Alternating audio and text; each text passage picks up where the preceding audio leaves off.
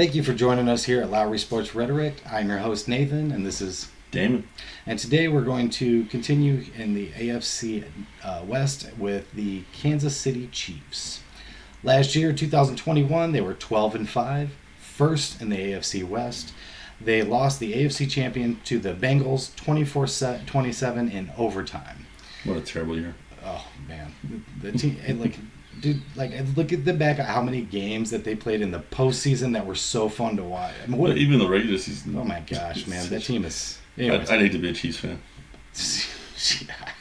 Anyways, offensively, they're third in yards, fourth in points scored.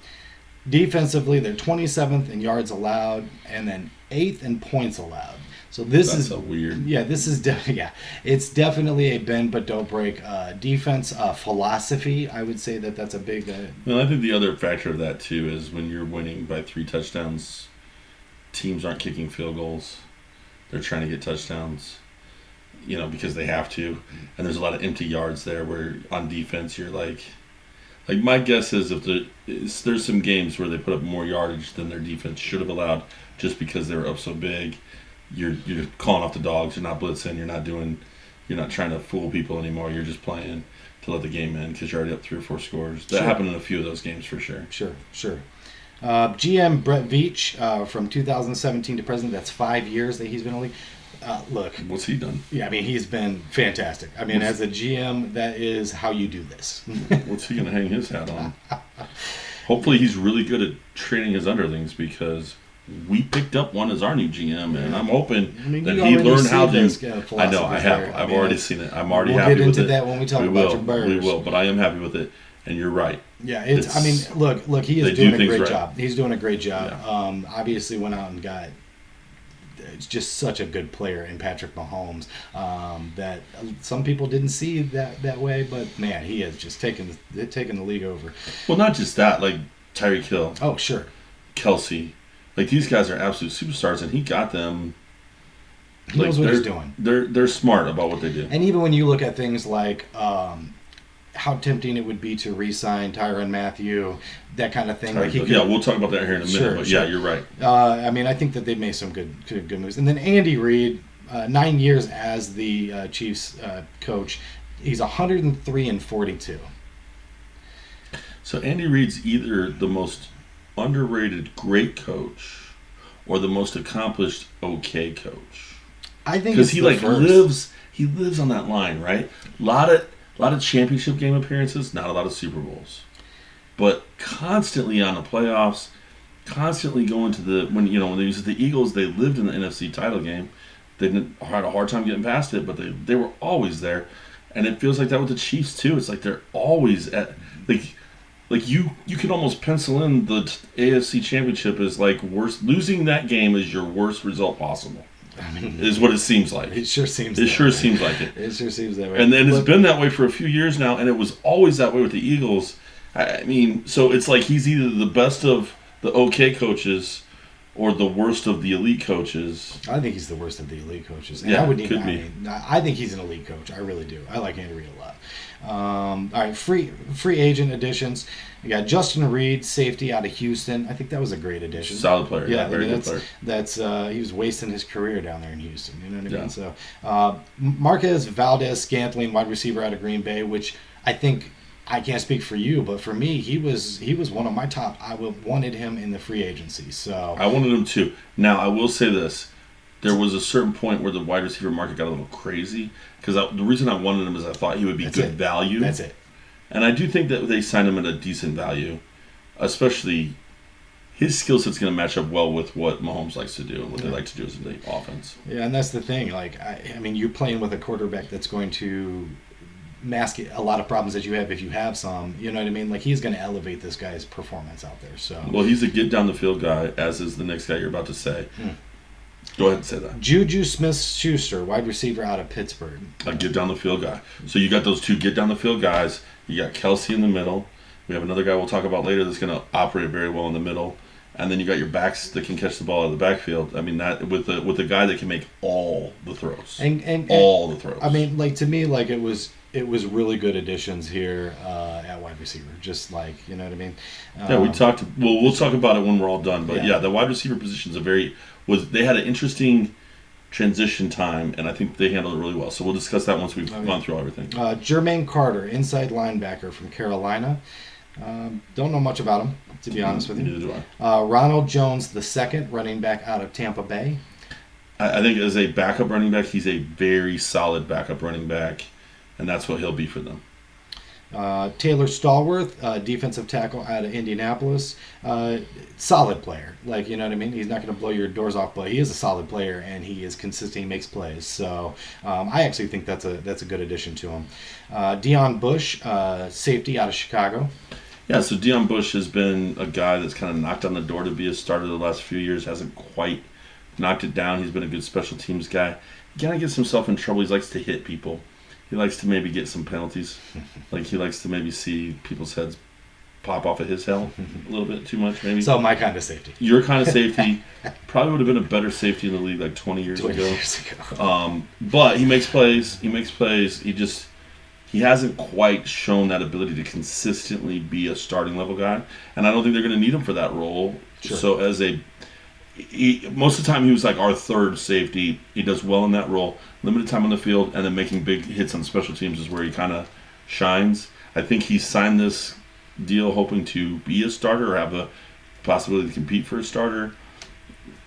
When we talk about the draft, we'll talk more about my thoughts on that. But yeah. All right, Garen Christian, a tackle out of Houston. So adding some depth there on the line. Free agency losses. We have Chavarius Ward, cornerback, went to San Francisco. Yeah, he's good. He is good. Tyrann Mathieu, free safety, went to New Orleans. That guy makes plays. He does. I would have been super excited to get him, and there was some talk about that, and I wish I would have. But so, it is getting rid of a player, but he is a little bit old in the tooth. So, but he brought some good play for them and his time there. So, Byron Pringle, wide receiver, went to Chicago.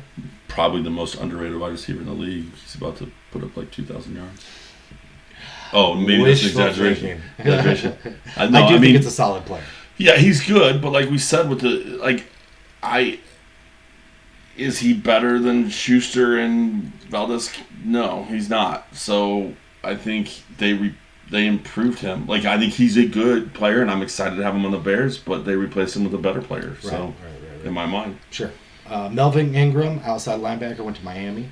Melvin Ingram's good. He's just getting a little old in the tooth too as well. Yeah. So, but that whole thing makes sense. Austin Blythe, guard, went to Seattle. I think he's a good player too. All right, Jaron Reed, defensive tackle, went to Green Bay. Mike Hughes, cornerback, went to Detroit. Daniel Sorensen, strong safety, went to New Orleans. Darrell Williams, running back, went to Arizona. Armani Watts, safety, went to Indianapolis. Demarcus Robinson, wide receiver, went to Las Vegas. And Ben Neiman, linebacker, went to Arizona. Not a lot to talk about there at the end. Like Robinson's the same thing as Pringle. Like, he was a good, solid wide receiver for them, but he's not better than Schuster or Valdez, so they improved that position. Yeah, and Armani Watts didn't really move the needle for me, so I mean, I don't know. Yeah. All right. Trades. There's some interesting trades here. Well, at least one. But the first one is Lonnie Johnson, cornerback to Houston for a 2024 seventh round pick. So you're not giving up a lot. You're not risking a lot on this guy. You mentioned they lost some corners. They lost some depth at that position. So this looks like a depth signing. Maybe they like him to fit their system better than Houston's. Not risking a lot to get him. Yeah, 2024 seventh round. That's not a lot. Moving down the road for the last round. That's All right, and then next, Tyreek Hill, wide receiver to Miami. They got a 23rd fourth round, a 23rd sixth round, a 22nd first round, a 22nd second round, and a 22nd fourth round. That is a whole lot to get for a wide receiver. And when you look at who they picked up with those, especially those three at the end there, I think they got their money's worth. I think that was... Love Tyreek Hill. Yeah. Great wide receiver. they did it right. Again, this speaks to their GM, in my Well, opinion. and okay, here's the other thing too, right? So one of the things that you and I talked about a couple years ago, when you were hey, Pat Mahomes is about to be the next Brady. This was your talk. Hey, listen, we had this conversation. Patrick Mahomes is Tom Brady. He's going to get like 6 Super Bowl rings, and I said, hey, pump the brakes. Pat Mahomes is good, but if he doesn't take the pay cut that Tom Brady did, there's no chance, because you can't pay a guy that kind of money and compete. That was my take. Moves like this help you pay that man and still compete. Yeah. You take a guy that Tyreek Hill, good player. He wanted to get paid. You couldn't afford it. So you get a bundle for him and you replace him in the draft and also get a couple other really good players for cheap rookie contracts. That's a formula that they figured out to be able to pay the man the money and still have a competitive team around him. So we'll see when we talk about the draft. But you and I both talked about this during our draft recap video. We loved what the Chiefs did. We felt like they replaced the guys they lost.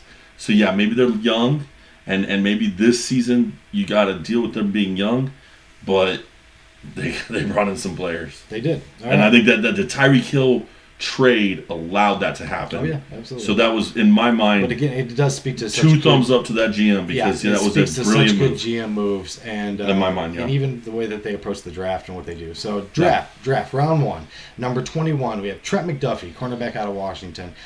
He is a great cornerback, and it's entertaining to watch him. There's your replacement for did you just said his name? The corner that walked, that went. You just said his name. What's his name? Ward. So there's your replacement for Ward. Now, is next season he going to give you Ward production? No, but in 2-3 years he will. That's right. The patience there. Yeah. But I do think he's going to stay. He's going to make a difference. I mean, he's going to step in. He'll be good enough to be solid. That's right. And then he'll be Ward level in 2 to 3 years. All right, and then we got round 1, number 30. Pick number 30. You have George Karfopoulos, out of the defensive end out of Purdue. The kid has a motor like crazy, and he is. Look, I think, just because we've talked about this before, how deep the draft is. This is absolutely one of them players that should have been higher. It's just that there were so many good players. A lot of people had him mocked in the top 15 early on. I mean, I would have. He is a beast. I think they got great value there at number 30, and people are going to. And that's going to help Frank Jones, right? That's going to help an aging Frank Jones extend that career a little bit. Absolutely. Because he's going to take some of that pressure off of him. By causing some problems on the other side. Yeah, he's a monster. Round 2, number 54, Sky Moore, wide receiver out of Western Michigan. This is a guy that I was looking at for the Colts. He is a really good wide receiver. So this is another one of the picks that came from the Tyreek Hill. So the first pick you got from Tyreek Hill was to replace Ward. This pick replaces Tyreek Hill. I mean, basically. He might be 80% of Tyreek Hill. And that's still one of the better receivers in the league. Like we talked about when we were talking about the wide receivers. I mean, look, Mahomes is going to make his wide receivers better than they are anyways. Mm-hmm. So it depends on what level Sky Moore is at. He's either going to be like, oh my gosh, or hey, that works. You know what I mean? I think that's the thing. Okay, so Mahomes has matured over the years, right? So early in his career, it was really nice to have Tyreek Hill to just kind of rely on and make big plays. He doesn't have to rely on that anymore. There's weapons all over the place now. So Sky Moore doesn't have to be Tyreek Hill for you to still have the number 2, number 3 offense in the league. Absolutely. So he replaces Tyreek Hill for a lot less money, and like we said, this is where brilliant GM. That was a brilliant move to me because you got Tyreek Hill's replacement, you got Ward's replacement. There are way less money, which has allowed you to do some things in free agency to upgrade those other 2 wide receiver spots. Crazy. And we still got one more draft pick left to go. And round 2, number 62, one of my favorite players in the draft, to be honest with you, Brian Cook, safety out of Cincinnati. Cincinnati was so much fun to watch, and this was one of my favorite players that were on their team. He makes plays, and he is fun to watch. And he's going to ease the pain of losing the Honey Badger a little bit because he's not a Honey Badger. He's not that. But he's a very good safety that can do a lot of the things the Honey Badger did, and he's young, and he's not going to cost you a whole lot, and he's another one of these players that are, in my opinion, I think they're going to show up in their first year. Obviously, it's not going to be the full tapped potential, but I think that you are going to see what people are so excited about him for. Yeah, I agree. I really, really, really was hoping the Bears would get this kid. He screams versatility, upside, playmaker, all of that. So, and then we got another one coming with the next pick too. But yeah, I really like this kid. Yeah. And I think, again, is he going to give you 100% what the Honey Badger did? No. But he'll give you enough that the money savings allowed you to get other guys, and you're upgrading at other positions. And when you put it all together, I think they're actually going to be I mean, so far, you've gotten 4 picks in at the top. They're so good. They're such good picks. And that was because of the Tyreek Hill. And they buried deep. It was the perfect time to make that trade. I totally agree with Deep you. draft, lots of good young players This is to choose where you from. want the multiple And picks. he got, to me, those are like 4 first-round picks right there. Yeah. That's 4 first-round Sure. picks that he got. Especially in a normal draft. Absolutely. Yeah. All right, so round 3, number 103, your guy, Leo Chanel, he was linebacker out of Wisconsin. One of my favorite guys this entire draft. That dude is nasty. I think he'll fit into their defense very well. And great value. And, to get him in the 3rd round, he could have been a late 1st round, early 2nd round pick in most drafts. There's some question marks about some things with him, but this is where, you add him to this defense where they already got other playmakers and veterans in place, and just let him be him, and just let him go see ball, hunt ball, hurt running back. That's what he likes. He likes to hit people. He likes to try to pop the football loose. He's a see ball, chase ball kind of guy that can develop those other things, like some zone schemes and things like that. But I think they'll plug and play him into situations where all he has to do is just, and whether that's blitzing the quarterback or keying on the running back, they'll put him in situations for the first couple of years until he grows, and they don't need him to start right away. And a hell of a pick. I love that pick. All right, round 4, number 135, Joshua Williams, cornerback out of Fayetteville State. This is another kid I really like the potential of. I don't know how much he's going to give year 1, but I figure, 2-3 years down the road, he could be a starter and be a real weapon. Round 5, number 145, Darian Kinnard, offensive tackle out of Kentucky. Good depth. Yeah, the label on him, too, is versatility. Sure. Versatility, he can play either tackle spot, potentially. He can play guard. A lot of people think maybe he could be a potential future Pro Bowler at guard, a solid tackle either side, or a potential Pro Bowler at guard. And I think he even maybe played a little bit of center early in his career, so in a pinch he could do that for you. Maybe be a backup center while he's developing as a guard. I think in the, 5th round? 5th round? Yeah. To get a guy like that could be, a guy that could fill in it. If you have injuries on the line, he can almost plug in anywhere. That's going to be a nice addition. All right, then we got round 7, number 243, Jalen Watson, cornerback out of Washington State. Again, more depth there at cornerback. Round 7, number 251, Isaiah Pacheco, running back out of Rutgers. I don't know anything about him. He is a athlete. Maybe he will kind of cover some of Tyreek Hill's special team stuff, like punt returner, kick returner type. I think for Rutgers maybe it was kick returns that he did. He was real impressive in that aspect. Or it was either one of the two, punt returns, kick returns, real impressive in that aspect. And then he could be a scat back kind of guy, I think. Round 7, number 259, Nazee Johnson, safety out of Marshall. Don't know a lot about him. Don't know a lot about him either. All right, so let's go ahead and get into the starters here. The projected starters for this year are quarterback Patrick Mahomes. Big surprise. All right. Are you sure they're going to start him? Yeah, I think they might take a chance. They're not going to. I hope the crowd doesn't start calling for his backup early on in the season. Me neither. I wouldn't want his confidence to be shaken. All right, 4,839 yards, 37 touchdowns, 13 interceptions, 381 rushing yards, 2 touchdowns, and as many comeback wins as you could possibly imagine. Maybe not comeback wins, but just that, he's... I'm kind of disappointed clutch. in those numbers. So I'm clutch. looking for better out of him this year. Patrick Mahomes, obviously, I feel like he is just... I feel like he's the best young quarterback. It's hard to argue against it. Josh Allen is really good. He's right there with him. But geez, man, Patrick Mahomes has literally everything. You were pissed at me for saying that he's not gonna be the next Tom Brady. Yeah. When I was like, look, he's the best young quarterback in the league. He's gonna probably be a Hall of Famer. But let's pump the brakes on the next Tom Brady. And you were pissed at me that I was undervaluing how good he is. I think that kind of says everything you need to know about how he feels about Patrick Mahomes. He's so much fun to watch, though, too. He literally has everything. So, anyways. The left-hand, backhand, shuffle. He's good. Between the legs. So, we all know about Patrick Mahomes. Don't need to talk much about that. Clyde Edward-Helaire, running back, last year had 517 yards, 4 touchdowns, 129 yards receiving, and 2 touchdowns. He had some injury issues last year. He does look like he's very talented, though, and I mean, you know, he's a good running back. Health is the question for him. Sure. If he can stay healthy, sure, he's explosive. He can do a lot of things. And this is where I think the pickup of Jones is great, because Jones is a good, solid backup where he might not have the explosive upside, but he's still going to keep the ball moving. He's going to be able to convert those 3rd and 1s and not be a big fall off as a backup if there's injury issues again. Wide receiver Juju Smith-Schuster came over from Pittsburgh. He had 15 receptions, 129 yards. He obviously was injured the vast majority of the year. So I do think that is something that they should be a little bit concerned about, because he has had some injuries and stuff like that. But they do have a good room. So, McCole Hardman, 59 receptions, 693 yards, and 2 touchdowns. I kind of feel like McCole Hardman hasn't really done as much as I thought he was going to. That's still good. That's still good numbers, but it's just kind of, I don't know. I mean, he's a good 3rd option. He's a good.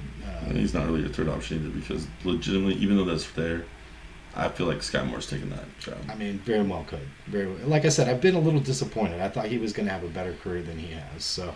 Yeah, but 600 yards. Like, yeah, if you're disappointed with 600 saying. yards, that's. Well, I mean, I thought he was going to be really good. Yeah, but sure. I mean, I get what you're saying. Like, again, that's no knock on him. So, Marquez Valdez-Scantling, 26 receptions, 430 yards, 3 touchdowns out in Green Bay. Really just kind of brought in reserve injury to Adams. Is that right? Yeah, I think he was not really seeing the field until Adams got hurt, and then after that, he filled that role and had a couple of really nice games. Yeah. I mean, it's potential plus what he did in college. That's right. It's like you add what he did in college to what we saw in a limited time, and the potential looks to be there. Yeah, I thought he looked pretty decent. So, like you said, like there's injuries between the 3 of those. Like, I think Moore will end up being the best wide receiver on this core. Maybe not as a rookie, but by year 2 or 3, he will be the best wide receiver. So between those 3, 2 out of the 3, Juju's got the injury situation, Hartman maybe consistency issues, and Scantling, we know he's got potential, but we don't know if he'll realize that potential. You only need 2 of those 3 to end up being solid, not even good, but just solid, because the next guy on the list operates like a number 1 wide receiver. Absolutely. Travis Kelce, tight end, 92 receptions, 1,125 yards, and 9 touchdowns. Travis Kelce is absolutely a football player. I mean, it is amazing I don't know. I love him. I love these tight ends that can go out there and play like this. And not just that, but he's got everything. He blocks. He blocks like nasty. And blocker. A top-end receiver. I mean, that's just amazing. Like, yeah, he is. So in reality, he's the number 1 wide receiver. Absolutely. So and Sky Moore should be able to be a really good number 2. So that means those other guys can shift in between. Can be a 3, 4, 5. Like that's depth. That's small, and you got a guy that can find all the different people. And we didn't bring this up when I was talking about the free agent. They had an undrafted free agent and Ross too that is getting a lot of speculation. Yeah. He was a very good player for Clemson, right? Yeah. Yeah, and he has a spine issue. Is that right? Yeah. So the thought is that he has a degenerative spine condition that eventually will end his career. Mm-hmm. The question is, does he have 2 years, 5 years, 8 years? Nobody knows. But a lot of potential. Yeah, enough potential that without that, he probably would have been a number 1 pick in the draft, or a first round pick. Yeah. That's how good he is. Maybe a second in this one. Possibly a second. Right. But he's at that top level. Skill-wise, he has the potential to be a number 1 wide receiver. Yes. Potential, keyword potential, to be a number 1 receiver. So it'll be interesting to see how he fits into all of that as well. So I just want to throw that out there because lots of depth of wide. The point is, yeah. And Kelce, I mean, this is what the beauty of having a Kelce is that Kelce is your number 1 wide receiver, which means you need your number 3 wide receiver to be as good as everybody else's normal tight end, and that ain't hard to do. Like, that's not, you know what I mean? Production. Like, it's not that hard for a wide receiver to be able to have that kind of production. Yeah. So, I mean, that's why, I mean, it's on top of how good Mahomes is and how good Hill was, even though Hill had to leave, like, Kelce's that guy. Kelce's that guy. Really makes that offense, worst case scenario, they're always going to be good just because of him. When you add everybody else in, they're great. No, they are. there. Anyways, left tackle Orlando Brown Jr., left guard Joey Thury, center Creed Humphrey, right guard Trey Smith, and right tackle Andrew Wiley make up their offensive line. I think that they do have some issues there, right? I mean, like, Well, I think it's interesting because we knew, okay, I think we both kind of felt like what cost them the Super Bowl a couple years ago was when they had those two injuries on the offensive line, and that allowed Tampa Bay to get pressure on Mahomes that he hadn't really seen a whole lot of the rest of that year. So their offensive line was going to take a step back. I feel like they did a pretty good job of retooling it. Is it as good as it was? Maybe not. Some of those guys, I mean, Brown's good. yes. And then they drafted a couple guys. So we'll see. I mean, I think it may be the weakest part of their team, but that's like saying I get you. Saying it's the least carrots on a diamond, or like of all my diamond rings, it has the least number of carrots. Like, I mean, okay. Okay. All right, so we're going to get defense here. Chief starters. Left defensive end projected George Karlaftis as the rookie going to be starting there. Again, I think he is ready to come in the NFL and put a stomp on Be a player right away. So especially opposite a guy like Frank Clark that's going to get some attention and has shown what he can do. All right, so then left defensive tackle Derek Nadi.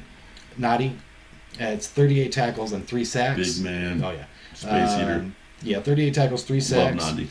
Right defensive tackle Chris Jones, 27 tackles, 9 sacks, 1 forced fumble, 1 fumble recovery, and 5 pass deflections. Okay, go ahead and finish with Clark. I'm sorry, I jumped the gun. What? Oh, Frank Clark, 22 tackles, 4.5 sacks, and 2 forced fumbles.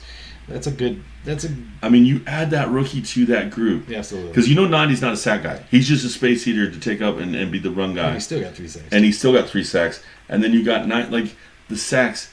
For a team that, like, is this supposed to be the weakness? Because that doesn't look like a weakness. No. Like, that's a hell of a front four right there. It is. It really is. All right. Weak linebacker Nick Bolton. He was a rookie last year. Had 112 tackles, 1 fumble recovery, and 3 pass deflects. It's solid for a rookie.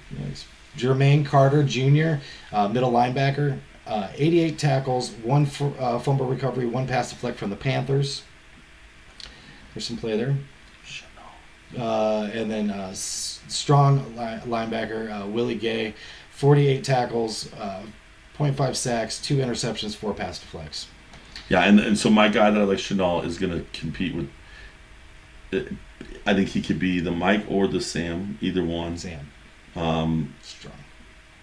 I think he could do either one, and so he's going to be pushing those guys because he's going to want to see the field. All right. Left cornerback, Trent McDuffie, rookie. Obviously, we talked about him. I do think he's going to have some impact there. Strong safety, Justin Reed, 66 tackles, 1 forced fumble, 2 interceptions, 4 pass deflects. Came from Houston, obviously. We talked about that. And, that's solid play there. I think he's going to be better on the Chiefs than he was for Houston, in my opinion. Free safety, Juan Thornhill, 64 tackles, 1 forced fumble, 1 fumble recovery, 1 interception, 3 pass deflects. And then right cornerback, Jarius Sneed, 76 tackles, 1 sack, 1 forced fumble, 1 fumble recovery, 2 interceptions, and 8 pass deflects.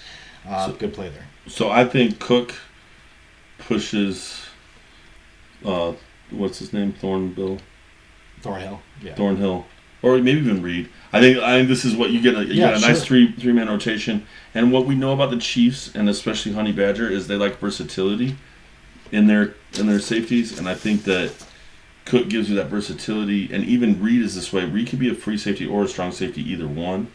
So you have some versatility. They like to do that. They like to kind of have guys that can switch roles between that center fielder and that hitter in the box. And I think so. I think they got better in the secondary. They got better on the defensive line. They got better at wide receiver, and they were already amazing at quarterback, tight end. Running back solid. That might be like one of the weakest parts of their game. Yeah, offensive line is solid. Yeah. The linebacking core is maybe the weakest, but they just got a rookie, like I said, that I think it was one of my absolute favorites in the draft, and It'll it's be going to be interesting to see fun how to that- watch. that It'll be plays interesting out. to see how long it takes him to push into the starting lineup and which position he plays. Yeah. But I feel like they upgraded their defense and they upgraded their wide receiving core on a team that was already one of the best in the league. So, bottom line, I mean, look. As will be the theme in any of these from this division, I mean, we talk about from top to bottom, it's so tight. It's so close. These are all good teams. You know what I mean? I feel like, I picked the Chargers as maybe like the team I like the best, but I'm really sure it's about biased here because honestly, like you said, I mean, look, you can't ever. This thing I said about the Chargers is until we see it looks good on paper, but until we see it, we can't say much about it. You know what I mean? Playoffs. It's almost the opposite here with the Kansas City Chiefs and Patrick Mahomes. It's like, hey man, until they show us that they can't win and they can't continue to have success, we're gonna have to just assume that this is gonna be the best team. You know what I mean? whether they win this division or they get in as the number one wild card, They're dangerous. I still pencil them in. And this is kind of like my thing with the New England corners and the Pittsburgh wide receivers that we talked about in those videos. Andy Reid just takes teams to the conference finals. Once he maybe he takes over a rebuild and it takes him a couple years to get there. But once he gets them to that level, they just stay at that level. And so, to me, they will almost certainly make it to the AFC title game. And then it's just a matter of, do they win that? And then do they win the Super Bowl? But until I see something that proves me wrong, that's my expectations of this team. Yeah, I totally agree with that. Like I said, it's. But with that said, we've said it over and over. I've said it over and over. There are 8 or 9 teams that I can see winning the Super Bowl from this conference. Competition is There's going to be teams that don't even make the playoffs that I think are legitimate Super Bowl contenders in this conference. So that makes for a tough run. But these people are at the top of the projected, though. When you got a guy as good as Mahomes, and look, again, this is supposed to be about grading the offseason and looking at the offseason in whole and saying what we think about that. And a team that didn't even need to have a home run in the offseason because they're already good had an absolute home run of an offseason. So I don't know how you don't have them as one of your favorites to win the Super Bowl. Absolutely. And you got all the props to their GM and all the props to Andy Reid. Those guys have a machine rolling, and they're dangerous.